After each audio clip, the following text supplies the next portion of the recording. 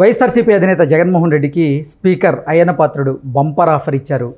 జగన్మోహన్ రెడ్డి ప్రజల కోసమైనా సరే అసెంబ్లీకి రావాలని, అసెంబ్లీకి రాకుండా ఉండడం మంచి పరిణామం కాదు అని చెబుతూనే నిబంధనల ప్రకారం అందరికీ మాట్లాడేటువంటి సమయాన్ని మేము కేటాయిస్తాము, అలాగే అన్ని పార్టీలకు చెందినటువంటి సభ్యులను కూడా మేము గౌరవిస్తాము అంటూ అయ్యన్న పాత్రుడు గారు జగన్మోహన్ రెడ్డికి ఆఫర్ ఇచ్చినటువంటి నేపథ్యంలో దీని మీద మనం విశ్లేషణ చేసుకునేటువంటి ప్రయత్నం చేద్దాం. ప్రస్తుతం మనతో పాటున్నారు ప్రముఖ రాజకీయ విశ్లేషకులు, ప్రముఖ సీనియర్ జర్నలిస్ట్ దుర్గా వడ్లమణి గారు. వారితో మాట్లాడదాం. దుర్గారు నమస్తే అండి. నమస్తే అండి. దుర్గారు, జగన్మోహన్ రెడ్డికి స్పీకర్ అయ్యన్న పాత్రుడు ఒక ఆఫర్ అయితే ఇచ్చారు. జగన్మోహన్ రెడ్డి ప్రజల కోసమైనా సరే అసెంబ్లీ సమావేశాలకి రావాలి, అసెంబ్లీకి రాకుండా ఉండడం అనేది మంచిది కాదు అని చెబుతూనే మేము నిబంధనల మేరకు అందరికీ, అంటే సభ్యులందరికీ కూడా సమయాన్ని కేటాయిస్తాము, అన్ని పార్టీలకు చెందినటువంటి సభ్యులకి మేము గౌరవం ఇస్తాము అంటూ ఆయన చెప్తున్నటువంటి నేపథ్యంలో జగన్మోహన్ రెడ్డి రానున్న రోజుల్లో అసెంబ్లీకి వెళ్ళే అవకాశం ఉందా లేదా అంటే ఏం చెప్తారు? ఇప్పుడు మొన్నటి వరకు ఆయన అసెంబ్లీకి రానన్నాడు. ఎందుకు రానన్నాడు ఆయన? నేను వస్తే అంటే మనకు గుర్తుంటే ప్రమాణ స్వీకారం రోజు జగన్మోహన్ రెడ్డిని మంత్రుల తర్వాత చేయించారు అనేది ఆయన ఆరోపణ. ప్లస్ ఆయన దాన్ని ఏమంటారు, ప్రమాణ స్వీకారం చేయడానికి ముందు ఒక 5 నిమిషాలు ముందు వచ్చారు, అవుతూనే తర్వాత ఒక 5 నిమిషాల్లో వెళ్ళిపోయారు. అంతకుముందు అంటే ఎమ్మెల్యేలుగా ఎన్నికైన మిగతా వాళ్ళని కూడా పట్టించుకోకుండా 10 మందినో 11 మందినో ఆయన పాటికి ఆయన వెళ్ళిపోయారు 5 నిమిషాల్లో. మరి అది వాళ్ళని అవమానపరిచినట్టే కదండి. నీతో పాటు అన్ని సంవత్సరాలు ఉండి వాళ్ళు నెగ్గారు కదా, నెగ్గిన వాళ్ళు ప్రమాణ స్వీకారానికి వచ్చారు. వచ్చినప్పుడు అట్లీస్ట్ వైసీపీ వాళ్ళు ప్రమాణ స్వీకారం చేసే వరకు ఉండి వెళ్తే బాగుండేది. సరే వెళ్ళిపోయారు. తర్వాత కూడా సభకి రారు అన్నారు, వచ్చారు. ఆయన వచ్చినప్పుడు ఏమంటాడు ఆయన, నాకు అందరితో పాటు కాదు, నాకు ఎక్కువ సమయం కేటాయించాలి సభలో మాట్లాడటానికి అంటాడు ఆయన. అది ఎలా కుదురుతుంది? ఇప్పుడు ఆయన ప్రతిపక్ష నేత కాదు, నెంబర్ 1. తర్వాత ఒక సామాన్య ఎమ్మెల్యే, ఇప్పుడు ఒక మాజీ ముఖ్యమంత్రి. కాబట్టి అతనికి ఎంత కేటాయించాలో అంతే కేటాయిస్తారు. ఇప్పుడు గతంలో చంద్రబాబుకి కూడా అలాగే చేసి ఉంటారు కదా, ఏమి ఎక్స్ట్రా ఆయనకేమి ఇచ్చి ఉండరు. సో అదే ప్రకారం ఈయనకి నడుస్తుంది. ఇంకొకటి, అయ్యన్న పాత్రుడు అంతకుముందు ఏమన్నాడు, మీరు ఓడిపోయారు కానీ చచ్చిపోలేదు కదా అన్నాడు. అది మనసులో పెట్టుకున్నాడు జగన్మోహన్ రెడ్డి. ఇంత మాట అంటావా నన్ను అని అంటూ ఆయన ఏమన్నారంటే, నాకు ప్రతిపక్ష హోదా ఇవ్వాలని ఆయన కోర్టు మెట్లు ఎక్కారు. కాబట్టి అది తేలాలి. అది తేలకుండా ఆయన శాసనసభకి రాడు. అది తేలటానికి టైం పడుతుంది, ఇంకా తీర్పు రాలేదు కదా. అంటే ప్రతిపక్ష హోదా ఇవ్వమని జగన్మోహన్ రెడ్డి కోర్టును ఆశ్రయించినటువంటి నేపథ్యంలో కోర్టు గనక దాని తీర్పును గనక తొందరగా వెల్లడించకపోతే అప్పటి వరకు ఇక జగన్మోహన్ రెడ్డి అసెంబ్లీ సమావేశాలకు వెళ్ళేటువంటి పరిస్థితి లేదా అంటే ఏం చెప్తారు? లేకపోవచ్చండి. ఎందుకంటే ఆయన క్లియర్ కట్గా నాకు ప్రతిపక్ష హోదా ఉంటేనే నేను వస్తాను, నేను ప్రజా సమస్యల మీద స్పందిస్తాను అన్నారు. కాబట్టి పేర్ని నాని లాంటి వాళ్ళు ఇంకా శాసనసభ సమావేశాలు మొదలవ్వలేదు కదా, మొదలైతే చూద్దాం అప్పుడు వస్తారు జగన్మోహన్ రెడ్డి అంటే, నీకు జగన్మోహన్ రెడ్డి చెప్పారా? జగన్మోహన్ రెడ్డి ఎవరితో మాట్లాడతాడా, లేకపోతే ఎవరికైనా చెప్తాడా, లేదా ఎవరైనా చెప్తే వింటాడా? ఆయన డెసిషన్స్ అన్నీ కూడా అప్పటికప్పుడు ఉంటాయి. అంటే ఆయన మనసుకి ఏం తోస్తే చేస్తాడు ఆయన, ఆయన ఎవడి మాట వినడు. కాబట్టి ఇప్పుడు ఆయనకి యాక్చువల్గా అలా అనుకుంటే మొన్న కూడా వచ్చి ఉండొచ్చు కదా, బడ్జెట్ సమావేశాలకు వచ్చాడు ఆయన. ఆయన రావాలి కదా, అట్లీస్ట్ ఆ రోజైనా రావాలి కదా, రాలేదు అంటే ఒక శాసనసభ సభ్యుడిగా ఆయన మరి అలా తప్పు చేసినట్టేగా.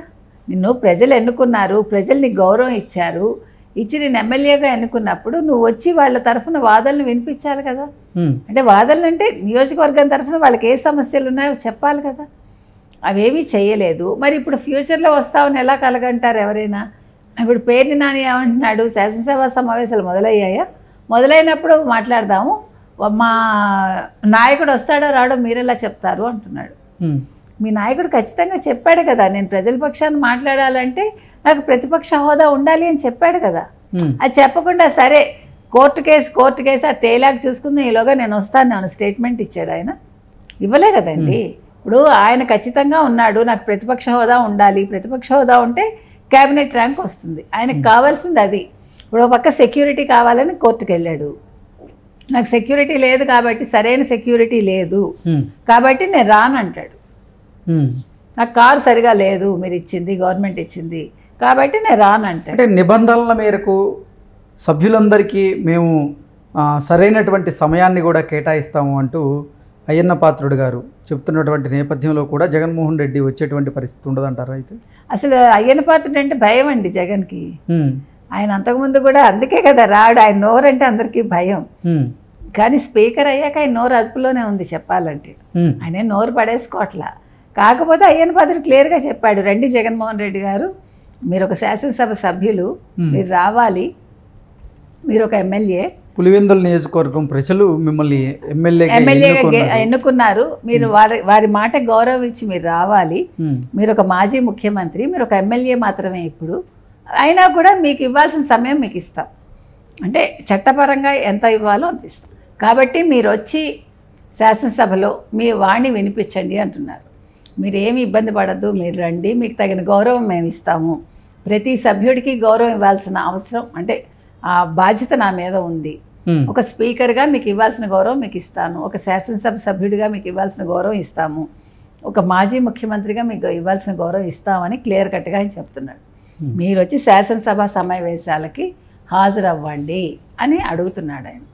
మీరు ముఖ్యంగా ఇప్పుడు జగన్మోహన్ రెడ్డి కూడా ఆలోచించుకోవాలండి, వాళ్ళు పులివెందుల ప్రజలు ఆయన చెప్పినా చెప్పకపోయినా ఈయన మీద ఒక నమ్మకంతో ఒక బాధ్యతగా వాళ్ళు ఓటు వేసి గెలిపించినప్పుడు ఆయన వచ్చి నియోజకవర్గం గురించి మాట్లాడాలి, లోటుపాట్లు చర్చించాలి, ఏమున్నా కూడా అధికార పక్షాన్ని నిలదీయాలి.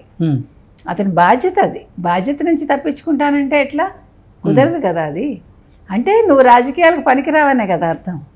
ఎవరైనా సరే, ఈయననే కాదు, ఇప్పుడు ఏదైనా ఒక ఇష్యూ అయ్యి మీరు రాకపోతే అది వేరు. ఇప్పుడు చిన్నపిల్లాడిలాగా అయ్యన్న పాత్రుడు స్పీకర్ అయ్యాడు కాబట్టి నేను రాను అంటే అది హాస్యాస్పదం కదండి. మీకు అక్కడ ఎప్పటికీ వైఎస్ఆర్సీపీకి కనుక ప్రతిపక్ష హోదా ఇవ్వకపోతే ఇక ఈ 5 సంవత్సరాలు కూడా జగన్మోహన్ రెడ్డి అసెంబ్లీకి వెళ్ళేటువంటి పరిస్థితి ఉండదా అంటే ఏం చెప్తారు? ఖచ్చితంగా ఉండకపోవచ్చండి, సందేహం లేదు. ఎందుకంటే జగన్మోహన్ రెడ్డి ఒకటి అనుకున్నారంటే అది అయ్యే వరకు నిద్రపోడు ఆయన, లేకపోతే పని చేయడు ఆయన. ప్రతిపక్ష హోదాతో వచ్చే క్యాబినెట్ హోదా ప్లస్ తనకి సరైన సెక్యూరిటీ, అంటే జూన్ 3 వరకు ఏ సెక్యూరిటీ ఉందో అది కావాలంటున్నాడు. జూన్ 3 వరకు అంటే 936 మందో 938 మందో ఆయనకు సెక్యూరిటీ ఉంది. దానికి నిన్నను అంబటి రాంబాబు గారు కాదు 139 మందే అన్నాడు ఆయన. అంటే ఒక ఎమ్మెల్యేగా గేటు దగ్గర నుంచి అసెంబ్లీ హాల్లోకి వెళ్ళాల్సిన పరిస్థితి వస్తుందనే జగన్మోహన్ రెడ్డి అసెంబ్లీ సమావేశాలకు రావడం లేదా? మరి మొన్న అతనికి కారు రానిచ్చారు కదా, కానీ ప్రతిసారి అలా రానివ్వాలని ఆయన రూల్ ఏం లేదుగా. ఇప్పుడు ఒక ఎమ్మెల్యే కాబట్టి ఒకవేళ కోర్టు కూడా అతనికి ఏమనాలి ప్రతిపక్ష హోదా ఇవ్వక్కర్లేదని చెప్పిందని అనుకుందాం. ఆయన ప్రతిపక్ష హోదా ఇవ్వలేదండి, అప్పుడు హీ హ్యాస్ టు వాక్, అంతే, నడిచి రావాలి. నడిస్తే ఏమైపోతుంది? ఆయన కందిపోతాడా? ఆయన మనిషే కదా, నడవద్దా? ఓకే అండి, థ్యాంక్ యూ సో మచ్.